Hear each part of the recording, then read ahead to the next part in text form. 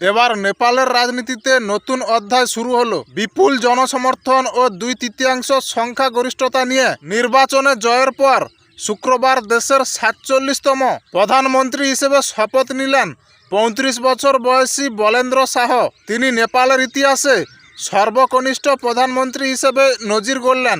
তাকে শুভেচ্ছা জানান ভারতের প্রধানমন্ত্রী নরেন্দ্র মোদী। উল্লেখ্য, গত বছর রাজনৈতিক অস্থিরতার জেরে তৎকালীন প্রধানমন্ত্রী কেপি শর্মা ওলি পদত্যাগ করেন। এরপর অন্তর্বর্তী সরকারের দায়িত্ব নেন প্রাক্তন প্রধান বিচারপতি সুশীলা কারকি। চলতি বছরের মার্চে অনুষ্ঠিত জাতীয় নির্বাচনে 165টি আসনে 65টি রাজনৈতিক দল প্রতিদ্বন্দ্বিতা করে। শুরুতে কোনো দল স্পষ্ট সংখ্যাগরিষ্ঠতা পাবে না বলে মনে করা হচ্ছিল, তবে সব জল্পনাকে উড়িয়ে দিয়ে বলেন্দ্র শাহের নেতৃত্বে নবগঠিত দলই বড় শক্তি হিসেবে উঠে আসে। রাজনৈতিক মহলের মতে তরুণ ভোটারদের বিপুল সমর্থনই বলেন্দ্রর এই উত্থানের মূল চাবিকাঠি।